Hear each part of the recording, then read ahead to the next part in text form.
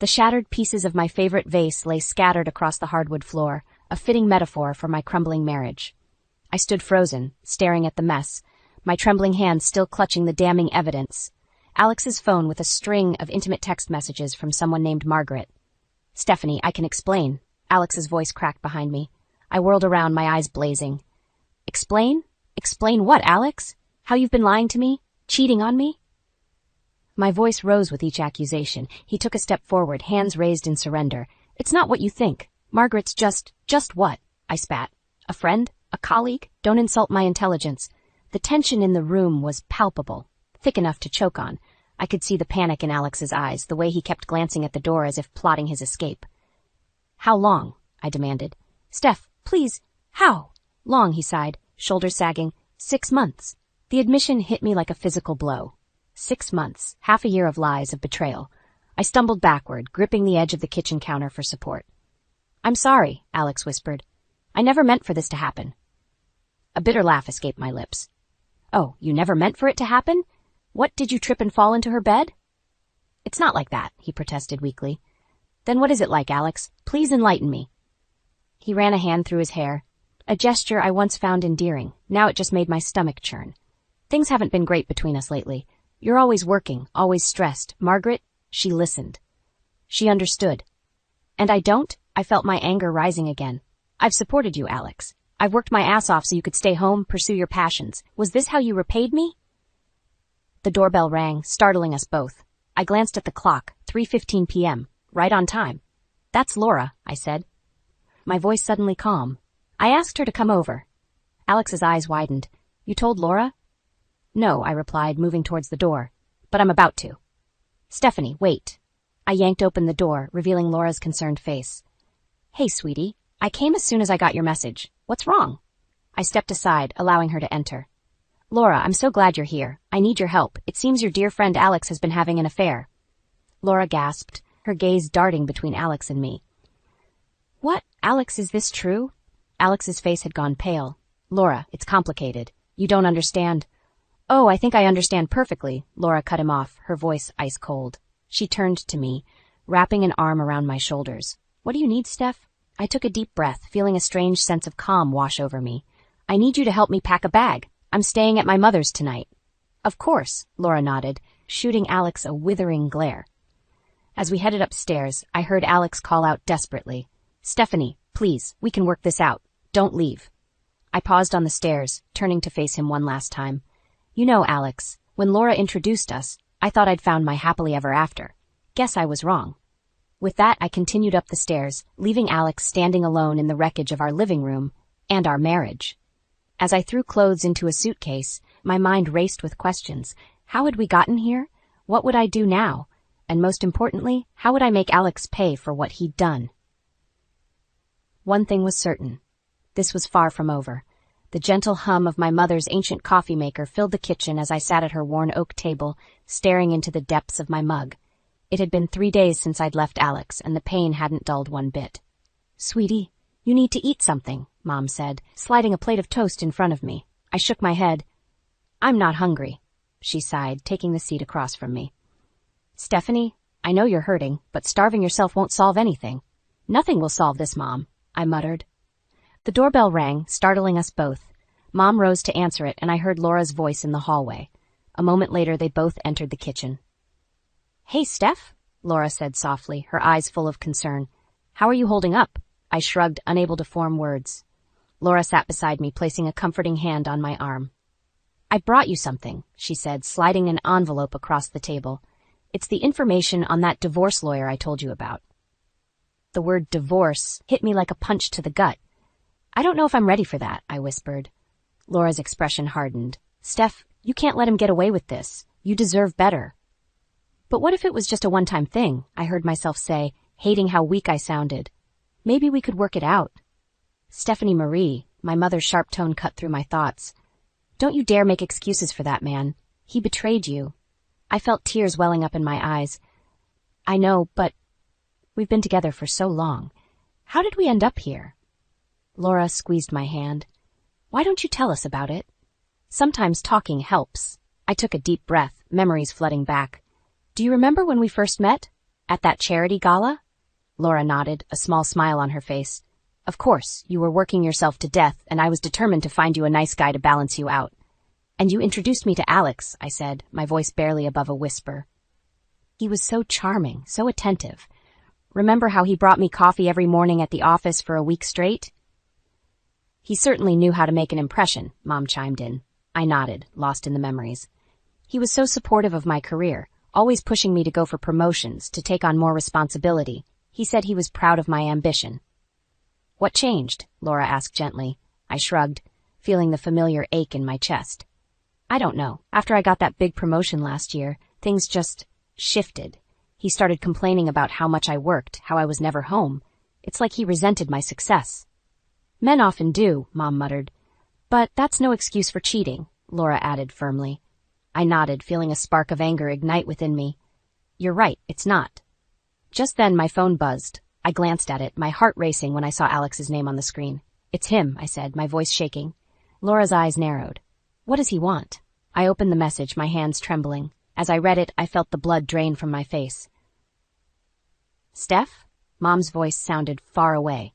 What is it? I looked up, meeting their concerned gazes. He wants to meet. Says he has something important to tell me. Laura scoffed. Probably more lies. But something in Alex's message nagged at me. The tone was different, almost desperate. I think I should go, I said, surprising myself. Absolutely not, Mom protested.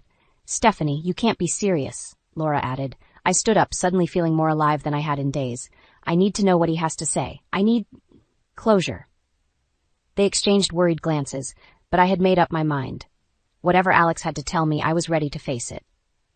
And if he thought this would be an easy reconciliation, he had another thing coming. As I grabbed my coat and keys, I felt a strange mix of dread and anticipation. This meeting could change everything, and I was determined to come out on top. The coffee shop bustled with afternoon activity as I sat across from Alex, my hands wrapped tightly around a steaming mug. His eyes were bloodshot, his usually neatly trimmed beard unkempt. He looked as terrible as I felt. Thanks for meeting me, Steph, he said, his voice hoarse. I nodded curtly. What's this about, Alex? He took a deep breath. I wanted to apologize. What I did, it's unforgivable. But there's something else you need to know. My heart raced. What could be worse than what he'd already done? Margaret's pregnant, he blurted out. The world seemed to tilt on its axis. I gripped the table, feeling dizzy. What? Alex's eyes filled with tears. I'm so sorry, Stephanie. I never meant for any of this to happen. Rage bubbled up inside me. You never meant for it to happen? You had an affair, Alex, and now she's pregnant? How could you be so careless? He flinched at my words. I know, I messed up, but I want to make things right. I want to come home to work on our marriage. I laughed bitterly. Our marriage? There is no our anymore, Alex. You destroyed that the moment you decided to cheat. Please, Steph, he pleaded. I love you. We can get through this. I stood up abruptly, my chair scraping loudly against the floor. No, we can't. It's over, Alex. As I stormed out of the coffee shop, my mind reeled. Pregnant. The word echoed in my head, a cruel reminder of what I'd always wanted but never had. Alex and I had tried for years to have a child with no success. And now, this woman, this stranger, was carrying his baby. I found myself walking aimlessly, tears blurring my vision. Memories flooded back of the day Alex suggested he become a stay-at-home husband after my big promotion. You've worked so hard for this, Steph, he had said, his eyes shining with pride. Let me take care of everything else. You focus on your career. I had been hesitant at first. Are you sure? What about your job? He'd waved off my concerns. My freelance work is flexible. Besides, I've always wanted to try my hand at writing that novel. This is the perfect opportunity. I'd been so touched by his offer, so grateful for his support. Now, looking back, I wondered if that had been the beginning of the end. My phone buzzed insistently in my pocket. I pulled it out to see multiple missed calls from Laura and my mother. Taking a deep breath, I dialed Laura's number. Steph, are you okay? What happened? Laura's worried voice came through. She's pregnant, I said flatly. There was a moment of stunned silence. Oh, Steph, I'm so sorry. Can you come get me? I don't think I should be alone right now. Of course. Where are you? I looked around, realizing I'd wandered into a park. Oakwood Park, near the fountain. I'll be there in 10 minutes. Don't move.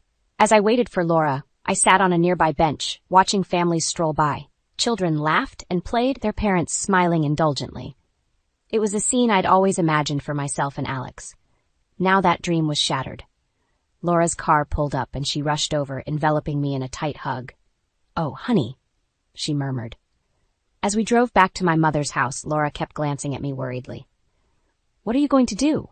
I stared out the window, my mind racing. "I don't know, but I can't let him get away with this. He doesn't get to destroy our marriage and start a new family like nothing happened." Laura's grip tightened on the steering wheel. "What are you saying, Steph?" I turned to her, a newfound determination in my voice. "I'm saying it's time I fought back. Alex thinks he can have it all? Well, he's about to learn how wrong he is." As we pulled into my mother's driveway, I felt a shift within me. The pain and shock were still there, but now they were fuel for something else, a burning desire for justice. Alex had no idea what was coming his way. I stood in the doorway of our once pristine kitchen, surveying the chaos before me. Dirty dishes piled high in the sink, takeout containers littered the counters, and a thin layer of dust coated every surface. This wasn't the home I'd left in Alex's care when I'd thrown myself into my new promotion 6 months ago. "Alex?" I called out, my voice echoing through the eerily quiet house. No response. I checked my watch, 7:30 p.m. He should be home by now.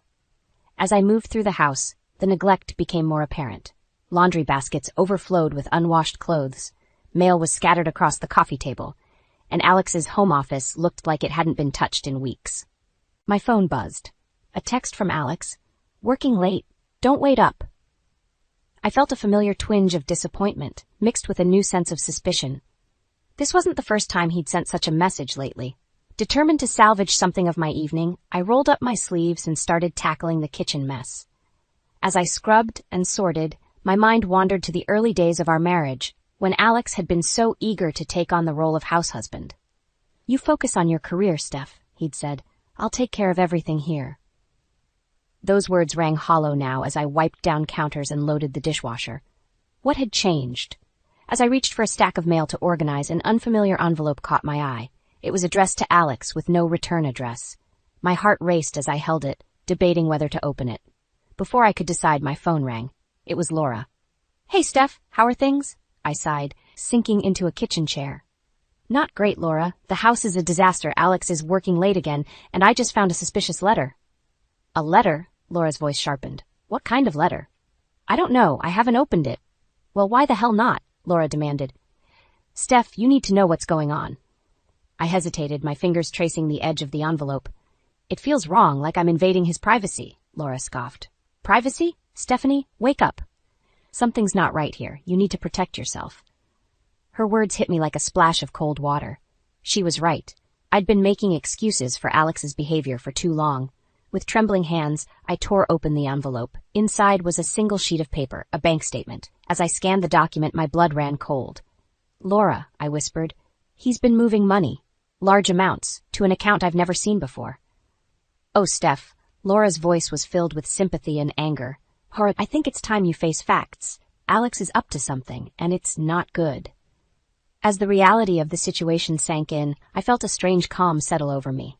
"You're right. I can't ignore this anymore." "What are you going to do?" I stood up, a plan already forming in my mind. "First, I'm going to call a locksmith. Then I'm calling a lawyer." "That's my girl," Laura said fiercely. "Do you want me to come over?" "No," I replied, surprising myself with the steel in my voice. "I need to handle this on my own. But thank you, Laura, for everything." As I ended the call, I looked around at the mess of our home, a perfect reflection of the mess our marriage had become. But amidst the chaos, I felt a spark of determination ignite within me. Alex thought he could neglect our home, our marriage, and now potentially steal from me? He was about to learn just how wrong he was.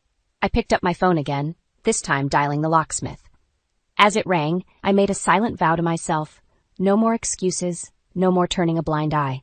It was time to take control of my life again, starting right now. The locksmith answered, and I spoke with newfound resolve. "Hello, I need to change the locks on my house. How soon can you get here?" The sound of keys jingling in the lock jolted me awake. I glanced at the clock, 2:37 a.m. Alex was just getting home.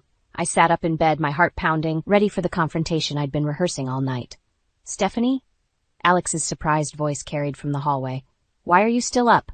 I stepped out of the bedroom, arms crossed. "We need to talk, Alex." He stumbled slightly, the smell of alcohol wafting off him. "Can it wait until morning? I'm tired." "No," I said firmly. It can't. Alex sighed, running a hand through his disheveled hair. Fine, what's so urgent? I took a deep breath. I know about the money, Alex, the secret account. What I don't know is why. Care to explain? His face paled, eyes darting nervously. I don't know what you're talking about. Don't lie to me, I snapped, my patience finally snapping. I saw the bank statement. You've been moving large sums of money. Money we don't have, by the way. What's going on? Alex slumped against the wall, suddenly looking very small. I made some bad investments. I was trying to fix it before you found out.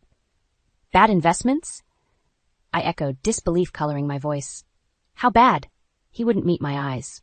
We're in debt, Steph. A lot of debt. The room seemed to spin. How much? Almost everything, he whispered. I felt like I'd been punched in the gut. Everything? Our savings? The house? Alex nodded miserably. I'm so sorry, Stephanie. I thought I could turn it around. I never meant for this to happen. Rage bubbled up inside me. You never meant for it to happen? Just like you never meant to neglect our home? To start coming home at all hours, reeking of booze? That's not fair, Alex protested weakly. I've been under a lot of stress. I laughed bitterly. Stress? You want to talk about stress? I've been working myself to the bone to support us, coming home to a pigsty, and now I find out we're broke? Where the hell have you been, Alex? He flinched at my words. I've been trying to figure things out, to find a way to fix this. By drinking? By abandoning your responsibilities at home? I shook my head in disgust. I don't even recognize you anymore. Alex reached out, trying to take my hand. Please, Steph, we can work this out. I'll do better, I promise. I jerked away from his touch. No, Alex, I'm done with your promises. I want you out. His eyes widened in shock. What? You can't be serious. I've never been more serious in my life, I said, my voice cold. Pack a bag. You're leaving. Now. But where am I supposed to go? He asked, panic creeping into his voice. I don't care, I replied. Figure it out. You seem to be good at making decisions without consulting me. As Alex stumbled to the bedroom to pack, I sank onto the couch, my mind reeling. How had we come to this? The man I'd married, the one who'd promised to support me and care for our home, was now a stranger, a liar and a thief. When Alex emerged with a hastily packed duffel bag, I stood, blocking his path to the door. Give me your keys, I demanded. He hesitated for a moment before dropping them into my outstretched hand. As he reached for the doorknob, he turned back to me, eyes pleading. Stephanie, please, don't do this. I love you. I felt a flicker of the old Alex, the man I'd fallen in love with, but I steeled myself against it. If you loved me, you wouldn't have done this. Goodbye, Alex. As the door closed behind him, I slid down to the floor, tears finally breaking free. The house felt impossibly empty, the silence deafening. But beneath the pain and betrayal, I felt something else stirring. A fierce determination. Alex had destroyed our life together, but I refused to let him destroy me. As the first light of dawn crept through the windows, I made a vow to myself. I would rebuild, stronger than ever. And Alex? He would learn that his actions had consequences. I reached for my phone, dialing a familiar number. Laura? It's me. I need your help. It's time to fight back. The doorbell's shrill ring pierced the quiet Saturday afternoon, startling me from my paperwork. I wasn't expecting anyone. As I approached the door, a sense of unease crept over me. I opened it to find a woman I'd never seen before. She was attractive, probably in her early 30s, with long auburn hair and piercing green eyes. Something about her seemed familiar, though I couldn't place it. Can I help you? I asked, my guard up. The woman's eyes were red-rimmed as if she'd been crying. Are you Stephanie, Alex's wife? My heart skipped a beat. Yes, I am. And you are? She took a shaky breath. I'm Margaret. I think we need to talk. The name hit me like a punch to the gut. Margaret, the woman from Alex's text messages, his pregnant mistress. I wanted to slam the door in her face, but curiosity won out.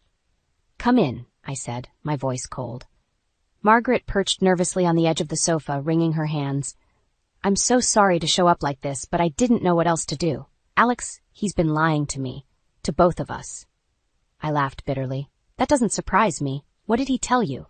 He said you two were separated, Margaret whispered. That you were filing for divorce. He told me he loved me, that we were going to start a family together. Each word was like a knife twisting in my chest. Well, he lied. We're not separated, and I only found out about his infidelity recently, including your condition. Margaret's eyes widened. You know about the baby? I nodded, fighting back tears. Alex told me, right before I kicked him out. Oh God, Margaret moaned, burying her face in her hands. I'm so sorry, I never would have if I'd known. As I watched her break down, My anger shifted. This woman wasn't my enemy. She was another victim of Alex's lies. "Margaret," I said gently, "how did you find out the truth?" She looked up, her mascara streaking down her cheeks. "I saw him with another woman. When I confronted him, he admitted there were others. I'm not the only one." The room seemed to spin. "Others? How many?"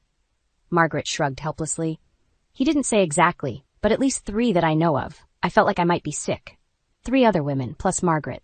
How long had this been going on? How deep did Alex's web of lies go?" As if reading my thoughts, Margaret pulled out her phone. "I have proof, text messages, photos. I thought you should know." With trembling hands, I took the phone. As I scrolled through the evidence of Alex's betrayal, a cold fury settled over me. This wasn't just an affair. This was systematic deception on a scale I could barely comprehend. "Thank you for telling me," I said, handing back the phone. "What are you going to do now?" Margaret placed a protective hand over her stomach. "I don't know. I can't trust anything Alex told me. I feel so lost." In that moment, looking at this broken woman carrying my husband's child, I made a decision. "Listen, Margaret, what Alex did to us, it's unforgivable. But we don't have to go through this alone." She looked up, hope flickering in her eyes. "What do you mean?" "I mean, we can help each other," I said, surprising myself with the conviction in my voice. "We can expose Alex for who he really is, make sure he can't do this to anyone else." Margaret nodded slowly. "You're right, but how?" I stood up, a plan already forming in my mind. "First, we need to find the other women. Then we're going to need a good lawyer." As Margaret left, armed with my contact information and a newfound sense of purpose, I felt a strange mix of emotions. Anger, betrayal, and grief warred within me. But there was something else too, a fierce determination. Alex had underestimated me. He thought he could play us all for fools, but he was about to learn a harsh lesson. I wasn't just his wife anymore. I was a woman scorned, with an army of allies, and we were coming for him. I picked up my phone, my fingers flying over the keys as I typed a message to Laura. "You're not going to believe what just happened. We need to talk. Now." The game had changed, and I was ready to fight. The manila envelope felt heavy in my hands as I sat in the private investigator's dimly lit office. My heart raced, knowing that inside were the answers I'd been seeking and dreading. "Mrs. Thompson," the investigator, a gruff man named Jack, began, "I want to prepare you. What's in that file? It's not pretty." I took a deep breath. "I'm ready." As I opened the envelope, photos spilled out onto the desk. My hands trembled as I picked them up one by one. Alex, my husband, in various compromising positions with not just Margaret, but 3 other women. "Their names are Sarah, Karen, and Emma," Jack explained, his voice oddly gentle. "All married, all deceived by your husband." I felt the bile rise in my throat. "How long?" Jack sighed. "Based on our investigation, the affairs have been going on for at least 2 years, maybe longer." 2 years. The words echoed in my head. 2 years of lies, of betrayal, while I worked tirelessly to support us. "There's more," Jack said, sliding a stack of financial documents towards me. "We found evidence of significant financial fraud. Your husband has been embezzling money from your joint accounts and his mistresses." The room spun. I gripped the edge of the desk, trying to steady myself. "How much?" "Hundreds of thousands," Jack replied. "He's been living a double life, Mrs. Thompson, funding a lavish lifestyle with money he doesn't have." I thought of the debt Alex had confessed to, the bad investments he'd claimed. It had all been lies. "What do I do now?"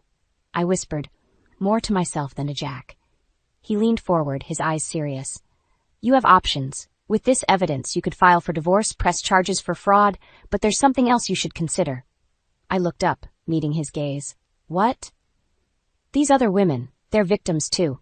If you go public with this, it could destroy their lives, their marriages." The weight of the situation crashed down on me. It wasn't just about me and Alex anymore. There were other families involved, other lives at stake. My phone buzzed. A text from Margaret. "Any news? The other women want to meet." I stood up abruptly. "Thank you, Jack. I need to go." As I drove to Laura's house, where we'd agreed to meet, my mind raced. How could I face these women?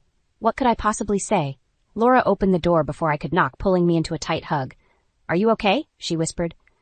I shook my head, fighting back tears. "No, but I have to do this."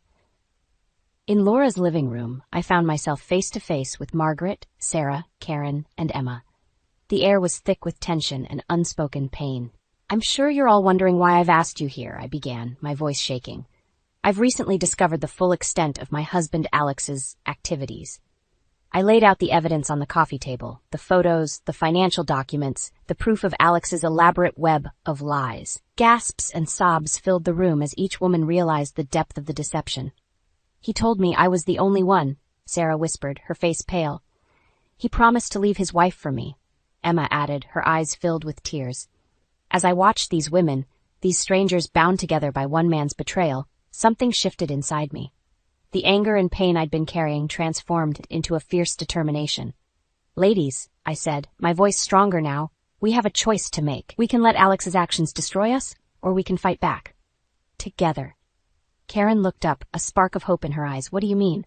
I took a deep breath, the plan forming as I spoke. "We pool our resources, our evidence. We go after him, legally, financially, publicly. We make sure he can never do this to anyone else again." The room fell silent as the women exchanged glances. Then slowly Margaret stood up. "I'm in," she said firmly. One by one, the others nodded their agreement. As I looked around at this unlikely alliance, I felt a surge of strength. Alex had underestimated us all. He thought he could play us, use us, discard us. But he was about to learn a harsh lesson. We weren't just scorned women, we were a force to be reckoned with, and we were coming for him. The courtroom fell silent as I took the stand, my heart pounding. Alex sat at the defendant's table, his once charming smile replaced by a look of defeat. Our eyes met briefly, and I saw a flicker of the man I once loved, now a stranger. "Mrs. Thompson," my lawyer began, "can you tell the court about the events that led to this lawsuit?" I took a deep breath, my voice steady as I recounted the tale of betrayal and deceit. The affairs, the financial fraud, the web of lies that had ensnared not just me but 4 other women and their families. As I spoke, I could feel the weight of the past months lifting from my shoulders. When I finished, the judge turned to Alex. "Mr. Thompson, do you have anything to say in your defense?" Alex stood, his shoulders slumped. I'm sorry. I never meant for things to go this far. I got caught up in the lies and I couldn't find a way out." His words, once so convincing, now rang hollow.